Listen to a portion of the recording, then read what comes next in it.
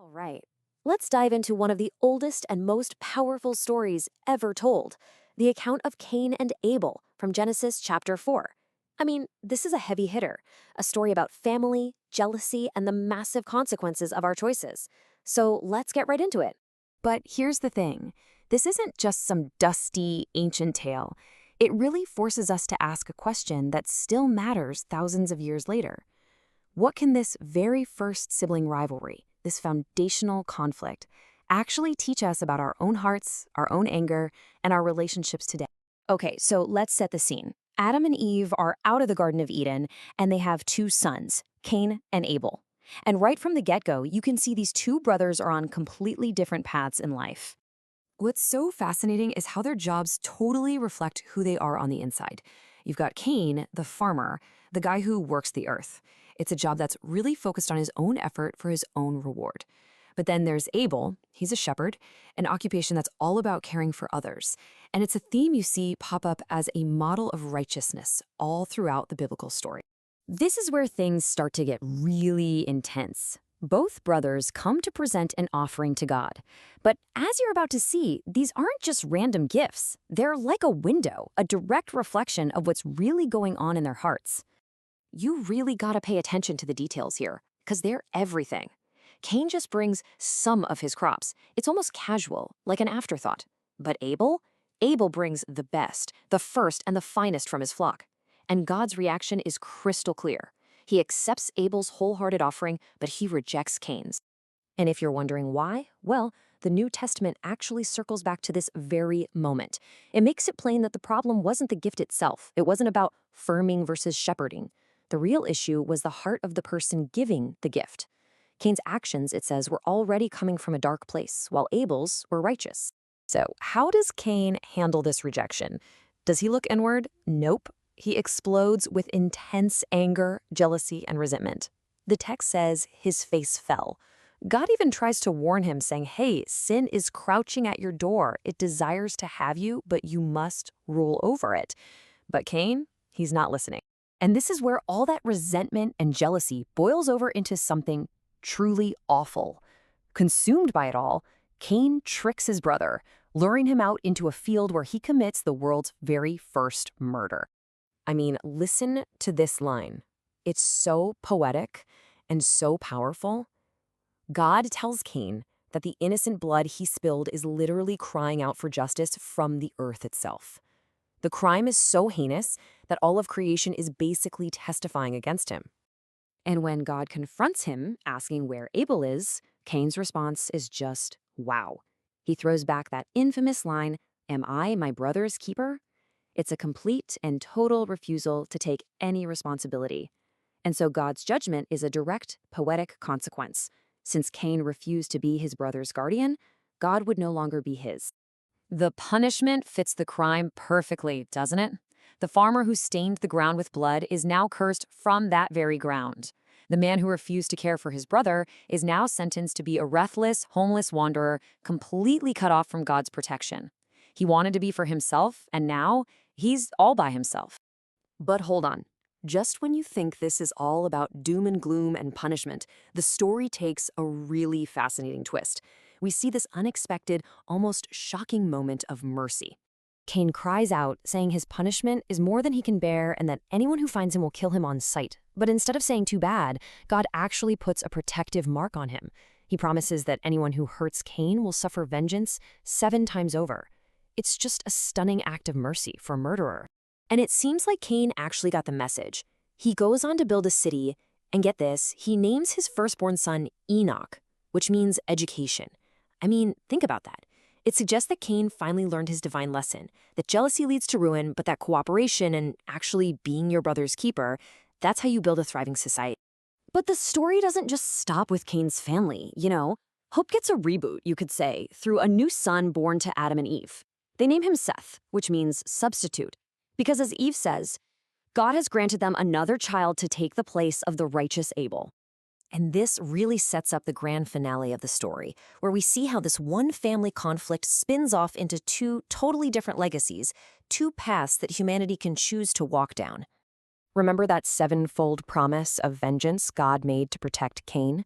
Well, a few generations down Cain's line, his descendant Lamech starts bragging. He basically says, if Cain is avenged 7 times, then I'll be avenged 77 times. It's this terrifying downward spiral, a cycle of violence and revenge that just gets worse and worse. And this brings us to the ultimate contrast.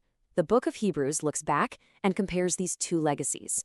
You have Abel's blood, which cried out from the ground demanding vengeance. But then, it says, you have the blood of Yeshua, of Jesus, which speaks a better word. A word not of revenge, but of forgiveness and reconciliation. So when you boil it all down, that's what we're left with. 2 paths, clear as day. On one side, you've got the legacy of Cain and Lamech, a cycle of jealousy, selfishness, and escalating revenge. And on the other, you have the legacy of Abel and Seth, a path that points toward love, forgiveness, and healing the rift between brothers. And that's the question the story leaves hanging in the air, not just for them, but for us, right now. It's not just their story, it's our story. Every single day, in big ways and small, we face that same choice. Do we respond with anger or do we respond with grace? So, which path will we choose? What legacy do we want to leave behind? Welcome back to the Deep Dive. Today, we are really sinking our teeth into a foundational text, a story that has shaped our understanding of conflict and consequence for, well, millennia. I mean, if you've ever even asked the question, am I my brother's keeper? Right. You're already swimming in today's subject matter. That's exactly right. Yeah. Our sources today are all centered on Genesis chapter 4, the story of Cain and Abel. Right. And it's more than just the first murder. It's really a blueprint for these huge universal lessons about hope, jealousy, and, the consequences of focusing only on yourself. So our mission here is to really strip this narrative down for you. We want to get to its core psychological and moral components. It doesn't matter if you've read it a dozen times or never. Right. We want to get to those aha moments about choice and responsibility and even mercy that are just woven into this story. Okay, so where are we starting? What's the context? Well, you have to remember where humanity is at this point. Adam and Eve have just been expelled from the Garden of Eden. So paradise is over. Paradise is over. They're in a world of genuine physical struggle now. But, and this is the crucial detail from the source, their ability to have children, to start a family, that represents this enduring divine favor. So there's still hope. There's still hope. It's the hope for humanity's future, even after everything that's happened. And you see that hope immediately in Eve, right? When her first son, Cain, is born. She's not despairing. She's grateful. Exactly. She says she acquired a son with the help of the Lord. So the story, post-paradise, actually begins with this really radical sense of optimism. But that optimism, it pretty quickly collides with human nature. It does, and it manifests almost immediately in these 2 sons. Okay, let's unpack that. Cain and Abel. Our sources suggest their jobs weren't just jobs, they were, what, like philosophies? That's a great way to put it. They were opposing stances on how to live in the world. So you have Cain, whose name means acquired or bought. He dedicates himself to agriculture. He's working the land. And the source analysis sees this as incredibly arduous work, focused entirely on this earth. Yeah. The very ground that was just cursed. It's all about his own effort. His own effort for his own benefit. He's trying to wrestle prosperity out of the soil by himself. He's trying to bootstrap his way back to prosperity. It's all very material, very individual. And then you have Abel. He does the opposite. He becomes a pastor, a shepherd. And that work is inherently focused on the care and well-being of others. That's a huge shift in worldview. It's massive. He's tending to the vulnerable. And the source analysis really deepens this for us, highlighting that pasturing, shepherding, is seen as the biblical office par excellence. Par excellence. What does that mean in this context? It means it's the model for leadership, even for divine governance. The Creator himself is often described as the shepherd of his people. Think of Psalm 23, the Lord is my shepherd. Okay. So Abel, the younger brother, his job is fundamentally aligned with this idea of selfless caretaking. So you've got the self-focused accumulator, Cain, fighting the earth for his own gain, and the other focused caretaker, Abel. And this difference, it's bound to come to a head. And it does.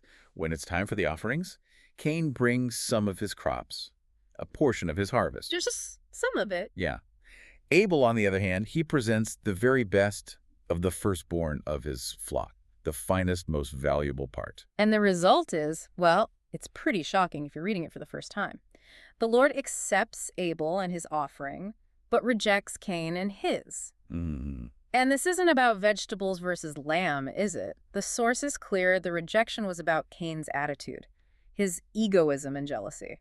That is the essential insight. It was never about the quality of gift itself. The sources tell us Cain's heart was already hardened. He was already looking at his brother's success with envy. So his offering was self-serving. It reflected a heart of acquisition, while Abel's reflected a heart of gratitude and stewardship. And Cain's response is just so human. He gets angry. He's dejected. Yes, he's brooding. But instead of an immediate punishment, we get this remarkable moment of divine intervention, a warning. Right. The Lord speaks to him Directly about his anger. And the path back is laid out so clearly. You will be accepted if you do what is right. It's an open invitation to just course correct. But it goes deeper than that. This is where we get one of the most chilling descriptions of temptation ever written. Absolutely. The Lord personifies sin. It's not just a bad thought. Sin is described as something that's lurking and anxious to control you. Like an animal. Almost like a wild animal crouched at the door, ready to spring. It's a heavy concept, this idea that our worst impulses are predatory forces. It is. But there's a command attached to it. And it's an empowering one.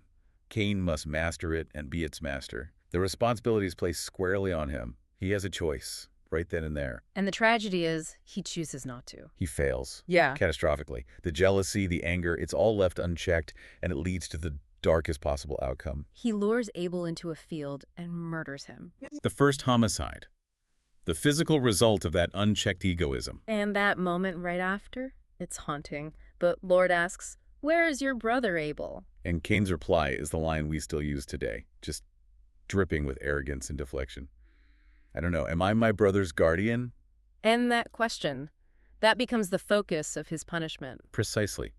The Lord declares that Abel's blood cries out from the earth itself, and Cain is cursed. And the curse is so specific. He's expelled from the land he prized, made a homeless vagabond, and the ground, the very focus of all his effort, will never yield for him again. It completely undermines his entire worldview. He killed because he was obsessed with his own earthly prosperity, and now the earth itself has turned against him. The sources are so clear that this isn't just a random act of violence. It's the template for all human conflict. It is. It's the essence of all homicides because it comes from that internal raw egoism, jealousy, greed, and envy. Cain wanted to keep everything, and in the end, he lost it all. By refusing to be his brother's guard, he basically lost his own. It's the ultimate reversal. The source argues that because he rejected that responsibility, God, in effect, withdrew as his protector, which is why later texts say Cain belonged to the evil one. The motive was pure internal corruption. It's a profoundly dark precedent. But then the story pivots again to mercy, which feels counterintuitive. It is. Cain complains his punishment is too great. He's afraid anyone who signs him will kill him. And then comes the mark of Cain. Yes, and it's not a badge of shame, it's a protective sign. God promises a sevenfold punishment for anyone who dares to kill Cain. A lesson of mercy. Exactly. The first murderer is protected by divine law. It shows there's a chance for rehabilitation, not just annihilation. And that idea of rehabilitation, of learning, seems to be what Cain does next. He goes to the land of Nod, the land of wandering. Right, but he doesn't just wander aimlessly. He builds. He founds the first city, and he names it after his son, Enoch. And Enoch means... Education. Wait, what? The first city built by the first murderer is named Education. That's a staggering paradox. It's the key. The source interprets this as Cain having finally learned his lesson through profound loss. He understood that jealousy and egoism do not produce prosperity. A single person can't build a society. No. True stability, a city, it requires cooperation, fraternity, care for others. The founding of Education signals that he acquired wisdom through his tragedy. But that wisdom, it doesn't seem to last very long in his family line. It's lost very quickly. The narrative immediately shows us Cain's descendants, and you see societal complexity and moral decay just explode at the same time. And social boundaries are broken right away. Yes. We get to Lamech, who marries 2 women. This is the first mention of polygamy, a clear shift away from the original model. And it's weird because this line of moral decline is also the line of cultural innovation. That's a fascinating point. Culture and corruption grow up together. Lamech's sons create entire industries. Jabal raises animals. Jubal pioneers music with the harp and flute. And Tubal-Cain forges tools of bronze and iron. So we get technology, art, And warfare. That technology is coupled with an explosion of violence. Lamech is the ultimate example. He brags to his wives about killing a man who injured him. And he escalates the idea of revenge, right? Cain was promised sevenfold vengeance as a form of protection. Lamech twists that mercy into a boast. He says if Cain is avenged 7 times, he, Lamech, will be avenged 77 times. Wow. It's just runaway human pride. The lesson of brotherhood is gone. It's replaced by this endless cycle of escalating retaliation. So while Cain's line is building this violent technological society, the narrative shifts back to Adam and Eve. Yes, back to restoring hope. They have a third son, Seth, and Eve explicitly calls him a substitute for Abel. He's presented as the holy seed, a lineage that will, hopefully, save the world from this hatred. And the focus changes. Completely. It was in the time of Seth's son, Enos, that people first began to worship the Lord using his name. The focus moves from violence and technology back to reverence and community. So that sets up the ultimate synthesis of the story. It does. And if we look at this through later scriptural lenses, Abel's simple job as a shepherd takes on this incredible meaning. He's connected directly to Yeshua, or Jesus, who is called the ultimate good shepherd. The one who sacrifices his life for the flock. The complete opposite of Cain's self-serving accumulation. And then you have the blood. Abel's blood cries out for vengeance from the earth. Demanding justice. Yes. But the source contrasts that with the blood of Yeshua, the mediator of the new covenant, which speaks not of vengeance, but of forgiveness. Vengeance versus forgiveness, that's the heart of it. It's the lesson Cain failed to learn until it was too late. The story is a radical call to brotherhood, a warning against that egoism and indifference. So we have this journey from hope to jealousy to the founding of culture, the escalation of violence, and then a renewed line dedicated to worship. And the takeaway, even after all that darkness, is mercy and education. Cain's story shows that even if we feel we are, as the source says, materialists, indifferent to others, or even homicidal in our perverse heart, divine mercy allows us to keep living. And to be educated. To be educated, to learn that true wealth only comes from brotherhood and caring for others. We get the chance to learn the lesson Cain only learned after he lost everything. Before we wrap up, let's leave you with one last thing to think about. The sources talk about receiving an unshakable kingdom. So think about that contrast.